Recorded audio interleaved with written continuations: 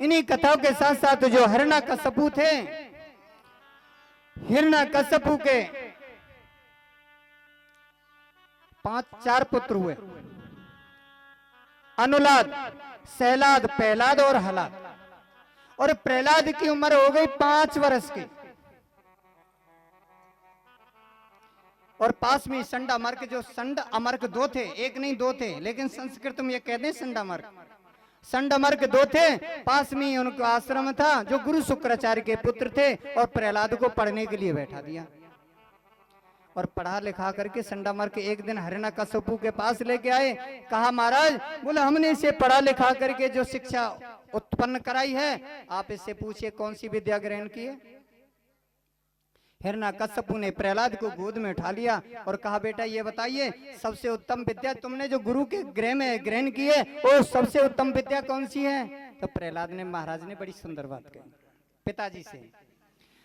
तत्साधु मन्ये यसुर्वा रिद्धेनाम सदा समुद्विग्न धियाम सद्गृहात्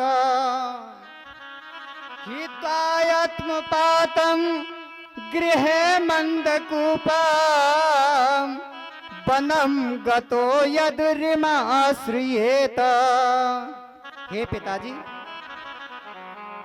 जो मैं मेरे के झूठे आग्रह को छोड़ करके, इस मोह ममता को छोड़ करके जो वन में चला जाए और श्री हरि की आराधना करे, इस अंधकूप के समान इस घर को परित्याग कर दे और भगवान विष्णु की आराधना करे, वही सबसे उत्तम विद्या है।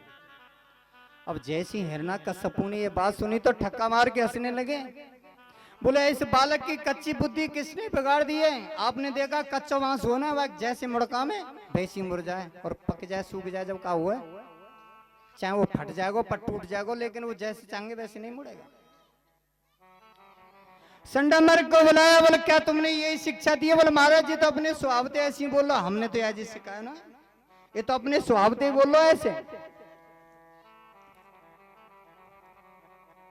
संडामर्क ने कहा ठीक है, हम इसे ले जाते हैं, जाकर के दोबारा से इसे अध्ययन कराते हैं। उसे दोबारा अध्ययन कराने के लिए लेके चले गए, दोबारा उसे पढ़ाया लिखा, दोबारा से हिरण्यकश्यपु के पास लेकर के आए। कहा महाराज, बोले पढ़ा लिखा करके दोबारा से हम इसे ले आए हैं, अभी आप इसे पूछ लिए हमने इसे कौन सी विद्या कराई, अध्ययन कराई है।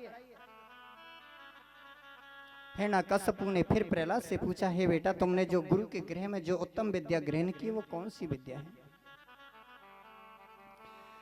श्रवणम कीर्तनम विष्णु स्मरणम पाद्य सेवनम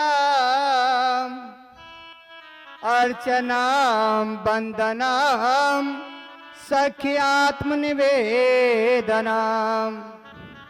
श्रवणम कीर्तनम विष्णु स्मरणम, भगवान की नाम रूप लीलाओं का वर्णन करना, कीर्तन करना, श्रवण करना, स्मरण करना, वंदन करना।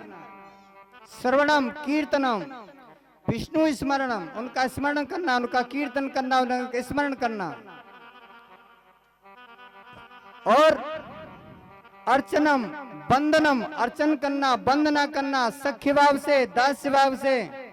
और आत्म निवेदनम, आत्म समर्पण करना, अर्थात 9 प्रकार की नवदा भक्ति का वर्णन किया। इति पंसार पिता विष्णु भक्ति क्रियते भगवत्यदा तन्मन्ये अधीतयोत्तमम्। इस प्रकार से समर्पित भाव से जो 9 प्रकार की नवदा भक्ति है, इससे जो भगवान विष्णु को समर्पित करके करे, यही सबसे बड़ी उत्तम विद्या है। अब जैसे ही कहा तो हिरण्यकश्यपु को क्रोध तो और बढ़ गया, दैत्यों को आदेश दे दिया, बोले मारो मारो मारो। जितने भी दैत्य दानव थे अपने अपने अस्त्र शस्त्र लेकर के प्रहलाद के ऊपर मारो मार टूट पड़े। प्रहलाद की उम्र कितनी है, केवल 5 वर्ष बालक। जब सारे दैत्य दानव चारों तरफ से मारो मार टूट पड़े, मारने लगे, उसे मारे मार करने लगे, लेकिन प्रहलाद पर इस बात का कोई असर नहीं हुआ। जिसकी रक्षा भगवान करता है उसका कोई कुछ बिगाड़ नहीं सकता,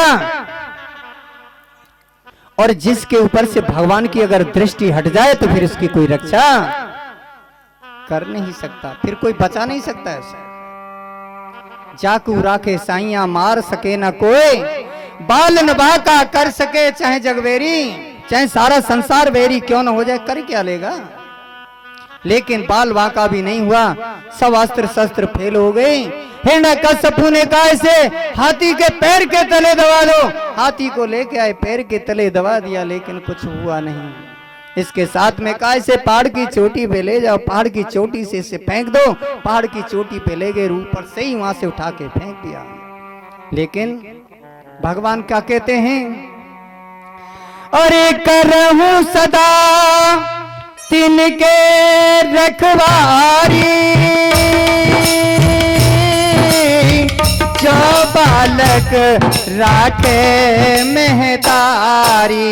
राम सिया राम जय जय राम, राम सिया राम जय जय राम।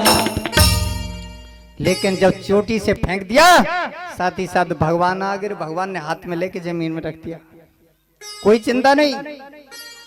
हिरण्यकश्यप देखते रह गया, वो मार नहीं सका किसी भी प्रकार से। इतने में होलिका आई जो उसकी बहन थी, बोले भैया आप चिंता ना करो, ये काम मैं करूंगी। होली आ गई, होली ने कहा ठीक है मैं इसको गोद में लेके बैठ जाती हूँ। होली से गोद में लेके बैठ गई, कहा भैया से आग लगा दो।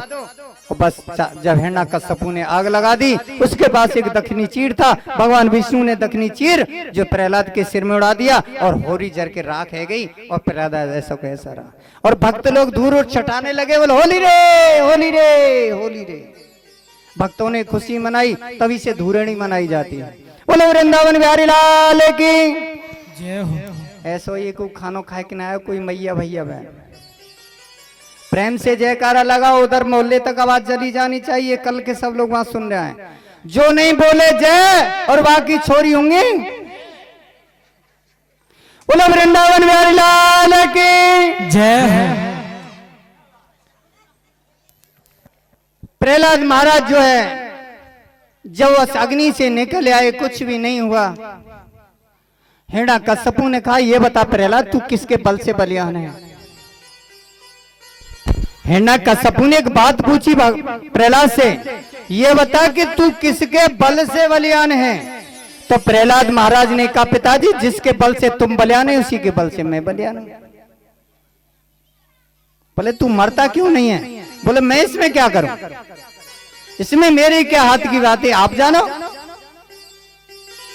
इतने में संडामर्क आ गए। संडामर्क ने हिरण्यकश्यप से कहा अब तुम इसे मार नहीं सकते हो, क्योंकि हमने देख लिया तुम इसे मार नहीं सकते हो, न जाने कोई लीला फिर जाए तो ठीक फिर जाए। इसलिए हिरण्यकश्यप से मांग करके प्रहलाद को दोबारा से हिरण्यकश्यप से मांग करके संडामर्क ले गए, और फिर दोबारा से साम दाम दंड भेंट से पढ़ाने लगे।